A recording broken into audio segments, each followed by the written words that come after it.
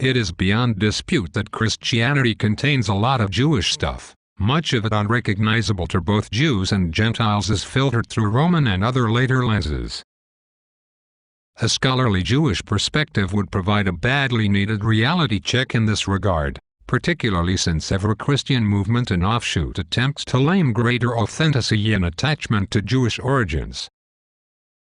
Of course, the limitation on the Jewish roots approach inevitably founders on those deal-breakers which have not changed since the 1st century, but as long as the discussion is confined to the New Testament, nobody needs to get upset. Okay, sorry Ben, but I've got to say something, and you can call me all your names and labels, and the pastor can psychoanalyze me in that pretentious way that the pagans, Christians do. I met Amy Jill Levine and heard her at 4 different sessions last year at Limudla.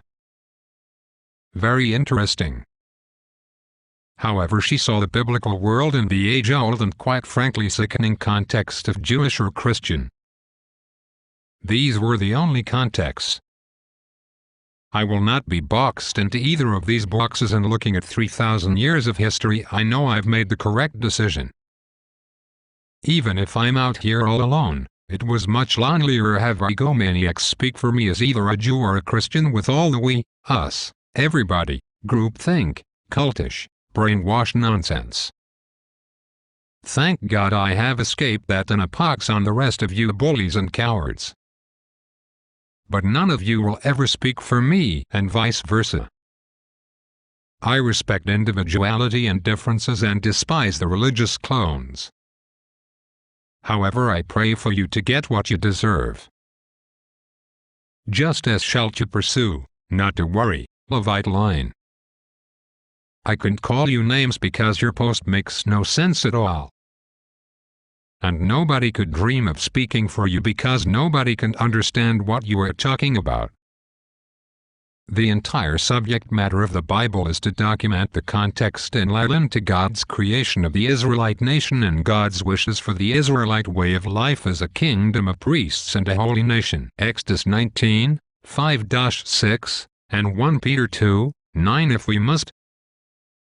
And there is nothing in the Jewish scriptures that any Christian of any description can disagree with.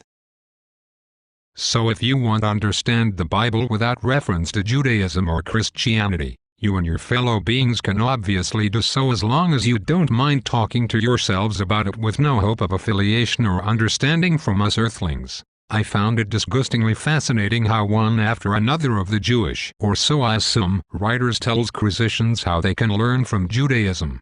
Yet in what I now see is possibly a well-deserved stereotype, they don't seem to believe they can learn from Christians or Christianity. The stereotype of knowing everything, which is such a despicable attitude, yet I've seen it all too often from far too many Jews. I speak as a former Jew, this being one of a myriad of reasons why I no longer consider myself a Jew. For the morons who wish to tell me that I am still a Jew, that would be another of the myriad of reasons why I choose to no longer be a Jew. Also another newsflash for the egomaniacs of the Jewish world: Christianity is running and ruining this world. It and they should not be ignored, though ignorance seems to be the safe road many Jews take towards Christianity/paganism. All leading to the destruction of the Jewish community. Something they brainwash their followers to be proud of.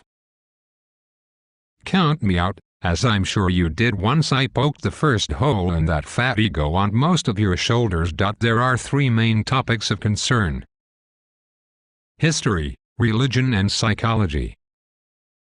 Most of what I wrote was intended to illustrate the psychological problems on the Jewish end. In my opinion, good news, Levite line. It is my authoritative ruling in your favor that you are indeed no longer a Jew. There is no coercion in Judaism, neither for or against remaining a Jew, other than the kind of coercion parents exert when insisting that their kids brush their teeth and so on, but your opposition must certainly be more principled than simple juvenile resentment. Ha ha. The technical status of your mother's uterus only gets you a ticket on the bus. If you have simply missed the bus, your ticket may be valid to get you on at another stop.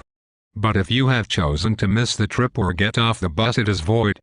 Of course, like Freud and Marx and Felix Mendelssohn or Gustav Mahler, You can be an atheist or a first or second generation convert, but the rest of the world will call you a Jew forever, if not the righteous remnant of remaining Jews.